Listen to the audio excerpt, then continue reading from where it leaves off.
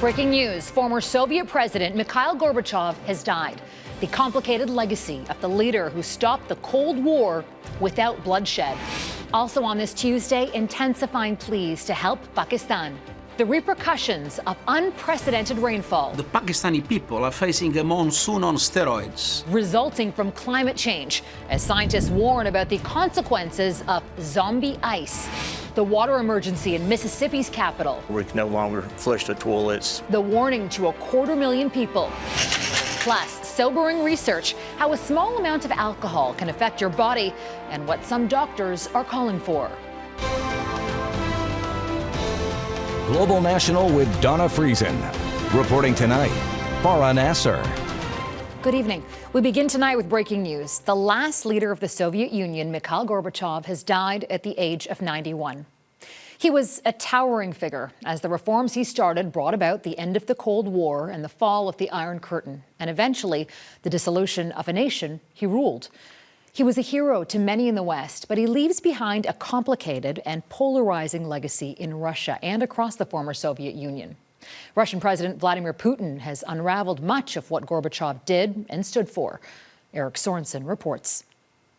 He was the architect of glasnost and perestroika, the opening and the restructuring of the Soviet Union. In doing so, Mikhail Gorbachev brought an end to the Cold War and helped usher in modern Europe. As a young communist, a turning point for Gorbachev came on a visit to Canada. He was Soviet agriculture minister when he visited the home of his Canadian counterpart, Eugene Whalen. It was here that Gorbachev and then Soviet ambassador to Canada, Alexander Yakovlev, began serious discussions to reform the Soviet Union. He spoke of it years later. Yes, indeed. I saw in Canada that people can live a better life, a freer life. In the early 1980s, 3 aging Soviet leaders, Brezhnev, Andropov, and Chernenko, died in the span of 28 months. It was then that the Soviet Union turned to a younger man. Mikhail Gorbachev struck up relationships with Western leaders. He signed a landmark agreement with U.S. President Ronald Reagan to ban an entire class of nuclear missiles. It is our duty to move toward a nuclear-free world. A key advisor through it all was Yakovlev, the former ambassador to Canada. At home, Gorbachev took first steps towards democracy in the Soviet Union. U.S. President Reagan seized the moment to break the Soviet grip on Eastern Europe. Mr. Gorbachev, tear down this wall. The Berlin Wall did come down, setting off a chain reaction that saw borders open across Eastern Europe, changes that reshaped the future of the continent. The cause of my life, he said, were the reforms that we undertook in the Soviet Union and in international politics. It propelled Gorbachev to international acclaim. In 1990, Canadians lined the streets in Ottawa to catch a glimpse of the political superstar. That same year, he won the Nobel Prize for bringing the Cold War to a peaceful end. But in the new Russia, the country's economic woes only deepened.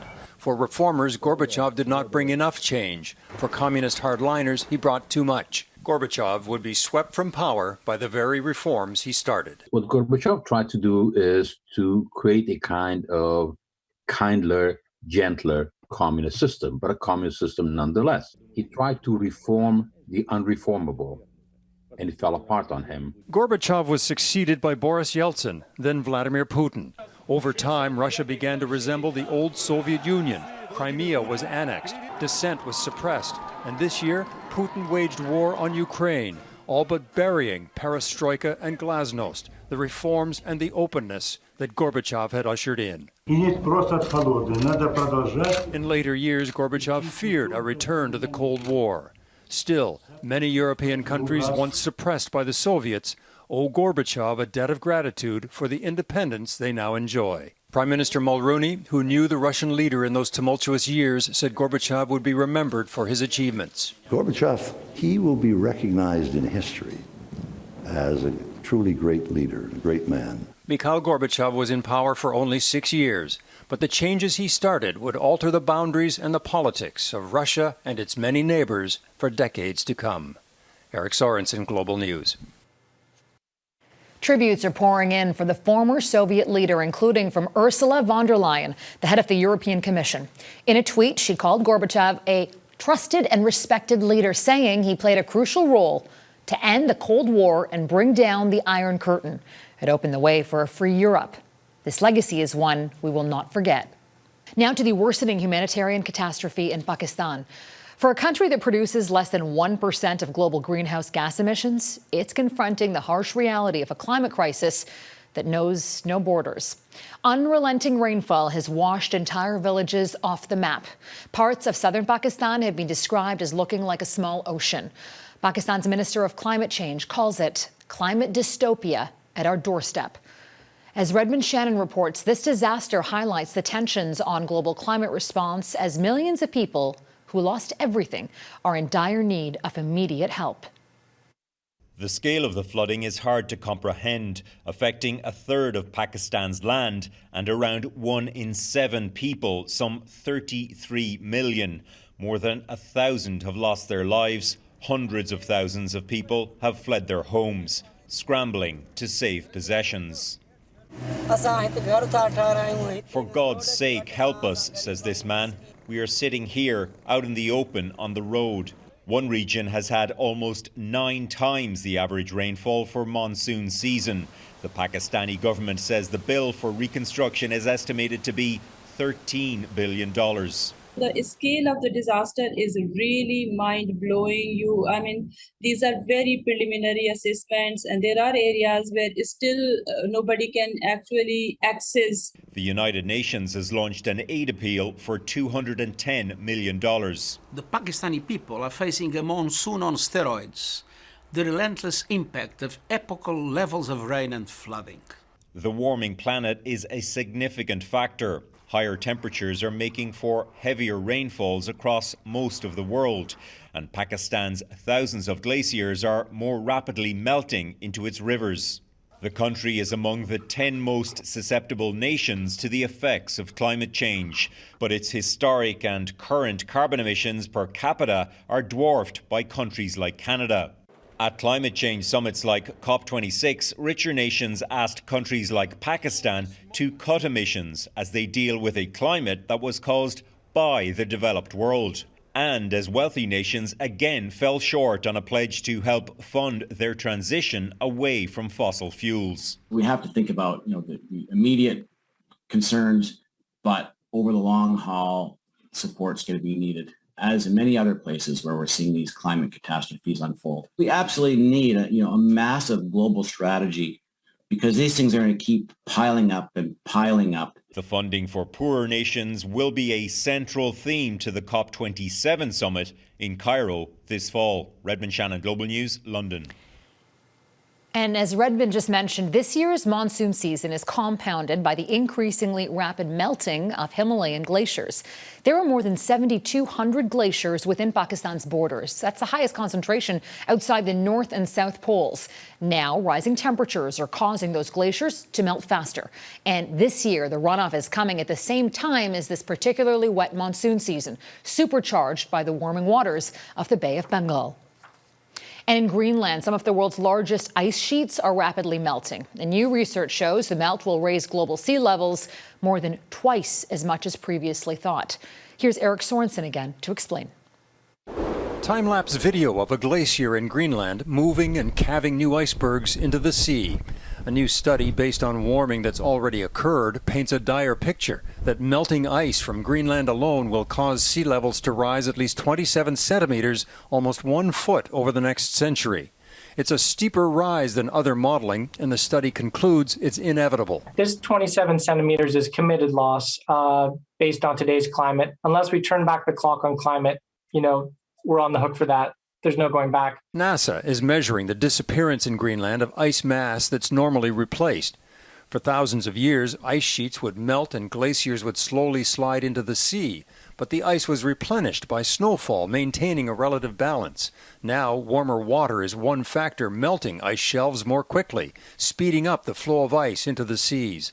NASA estimates Greenland has lost 279 billion tons of ice per year since 2002. It's hard to understate just how big and fast the sea level changes over the next century can be. Coastal regions around the world will be most affected by rising sea levels. Some research says the Vancouver area is vulnerable, notably Richmond and Delta, which are just above sea level. The Canadian Climate Institute says overall, this country must do more. That means building new seawalls and hardening shorelines, make sure that no new infrastructure and no new developments are built in areas that are going to be underwater in the future. Ottawa is expected to put forward a climate adaptation strategy this fall, and coastal flooding will be part of that. And that's going to cost us billions of dollars, and it's going to put lives at risk unless governments take much more aggressive policy action on climate adaptation. Virtually all the research concludes that sea levels are certain to rise, and Canada, with the longest coastline in the world, will have to prepare. Eric Sorensen, Global News, Toronto. In the United States, a state of emergency has been declared in the Mississippi capital of Jackson after heavy rain and flooding caused the city's main water treatment plant to fail. As emergency repairs commence, officials are scrambling to deliver bottled water to some 180,000 residents. But as Neetu Garcha explains, this is just the latest emergency for a water system that has been in crisis for years. Emergency maintenance is underway after the drinking water system in Mississippi's largest city failed, leaving more than 150,000 residents without safe drinking water for an unknown period of time. Until it is fixed, it means we do not have reliable running water at scale. With the National Guard sent in, officials on Tuesday called it a massively complicated task of distributing bottled water and restoring service and water pressure to homes and businesses forced to shut down.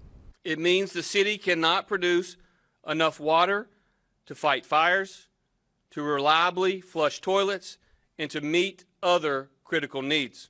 City officials say days of torrential rain increasing the threat of flooding in Jackson affected its water treatment options. The water is not safe to drink, and I would even say it's not safe to brush your teeth with. But Jackson's system has long been crippled by both inadequate infrastructure and a lack of resources to support it. In 2021, winter storms burst pipes, and Jackson residents were without running water for an entire month. Making up more than 80% of the city's population, Black Americans are disproportionately affected, despite the infrastructure bill President Biden called a once-in-a-generation chance to rebuild essential systems across the nation. Never again can we allow what happened in Flint, Michigan, and Jackson, Mississippi. Can never let it happen again.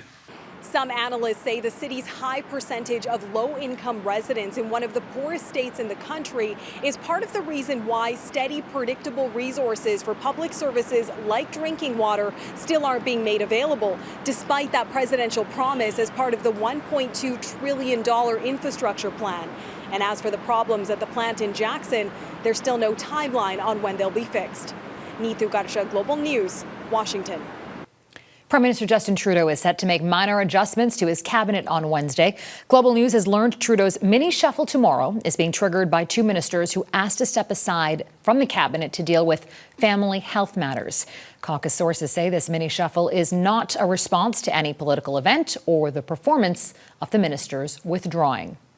The forceful response from Russian forces. Coming up, Moscow's deadly retaliation to a Ukrainian counteroffensive.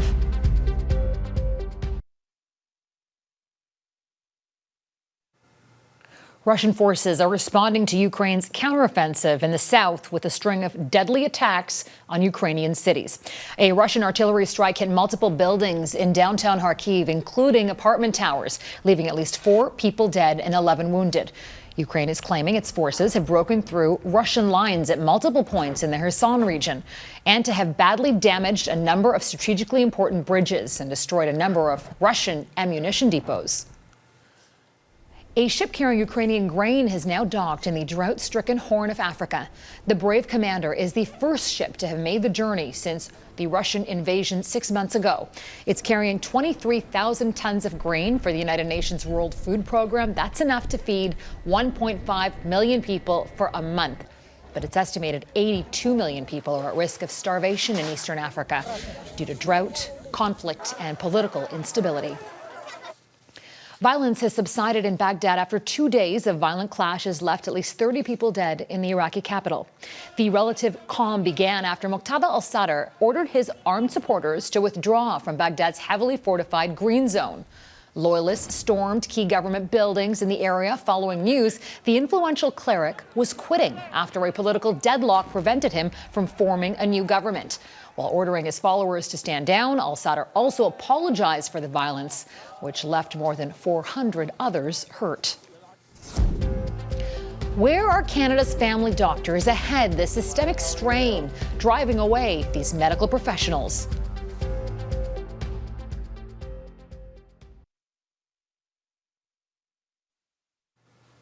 A crisis continues to unfold in emergency rooms across Canada. Staffing shortages, unprecedented wait times, and full-out closures are being seen from coast to coast to coast. As part of our series Code Blue, Global News recently spent the day inside one emergency department and found the ER capacity crunch is a symptom of a much larger problem. Jeff Semple explains. Across the country, hospital emergency rooms are on life support.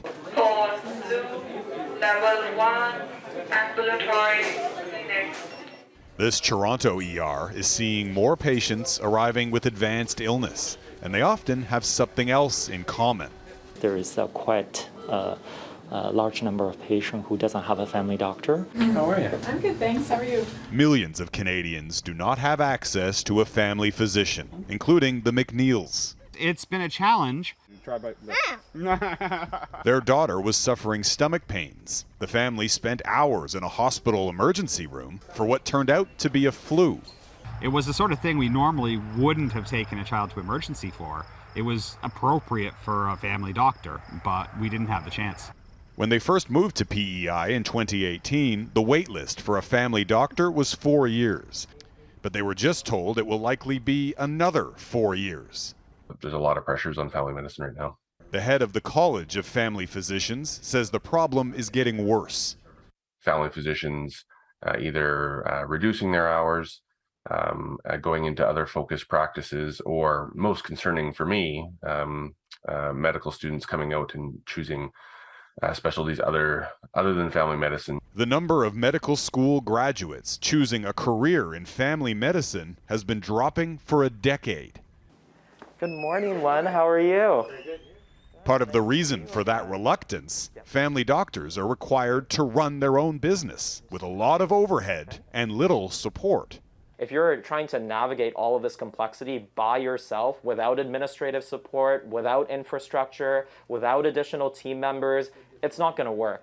To that end, Dr. Ali Damji adopted a different model. His office includes nurses, dietitians, physiotherapists, social workers, and admin staff. The so-called family health team model can be found across the country, but in small numbers. Dr. Damji believes it should play a larger role to attract more medical professionals to family medicine. If patients have access to comprehensive primary care, we see better health outcomes, better satisfaction, lower healthcare costs to the system.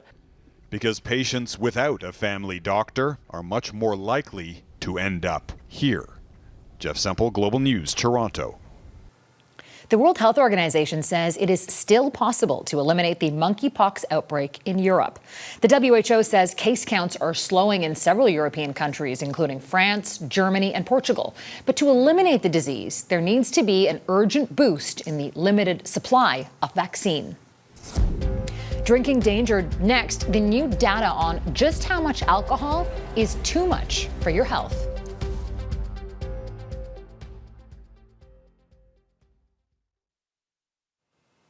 Many people enjoy the odd cold beer on a hot summer day, but those drinks could be more dangerous than you even think. A new report says alcohol is not good for your health, even in small amounts. This is according to the Canadian Centre on Substance Use and Addiction. Drinking can increase your risk of cancer, heart disease, and stroke. It also suggests mandatory labeling of alcoholic beverages to reflect safe portion sizes. But as Karen Lieberman explains, it's unclear if this will be enough for people to rethink the way they drink. When it comes to alcohol consumption and the question, how much is too much, the message may be changing. To me, I know that alcohol is usually bad for you, but I didn't know how bad it was. Even in small quantities, drinking alcohol can have a big impact, points out the Canadian Centre on Substance Use and Addiction with this new report. We viewed alcohol consumption as harmful only if you have dependence, but we know that alcohol consumption, even in low amounts, causes harm to the entire body. The CCSA's report found having 2 drinks or fewer per week puts an individual at low risk. 3 to 6 drinks per week poses a moderate risk for developing certain cancers. But health risks become increasingly high when someone has 7 drinks or more per week. Unlike almost any other risk factor, alcohol consumption affects the whole body. So we're talking about things like infectious diseases, but then we also have neurological diseases. So alcohol impacts the brain. We also have cardiovascular diseases. It affects the heart. There is also a strong link between moderate to heavy drinking and cancer. This includes female breast as well as head and neck. So those kind of your mouth, your throat, your larynx, and your esophageal, as well as colorectal and liver cancers. Doctors are calling for mandatory alcohol warning labeling, like has long been the case with tobacco and cannabis. There is a huge lack of understanding that a tall can of beer is not one standard drink, that it's 1.5. That a bottle of wine is actually 5 standard drinks. In Canada, a standard drink has 13.45 grams of alcohol, regardless of the kind of drink you're having. That kind of thing does run in my family, the abuse of alcohol. So I think it's good that people are talking about it more often. And I believe that giving people information about what they're consuming helps them to make more informed choices. So the next time you raise a glass, it might be something else. Karen Lieberman, Global News, Toronto. And that's Global National for this Tuesday night. I'm Farah Nasser. On behalf of our whole crew here, I wanted to thank you so much for spending part of your evening with us. Tonight's Your Canada is Rayborough, Ontario. We love seeing your Canada, so please email us those photos to viewers@globalnational.com. Until tomorrow, take care of yourselves and each other. Good night.